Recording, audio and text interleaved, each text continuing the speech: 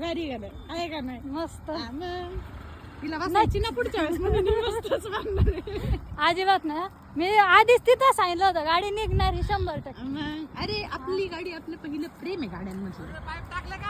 नाही नाही हा लागलं एवढ्याला पलीकडून. ए गप्पा काय होतंय रे तुला? खायला प्यायला भेटलं नाही का? आणि हे एवढे आम्ही कष्ट केले हे बघा. हे पाईप मी आणि माझ्या नंदिनी आतमध्ये घेतले आणि या माणसाने येऊन फक्त अर्धा तास गाडी चालू करायला लावलंय का ग? हे चप्पल जाऊबाईची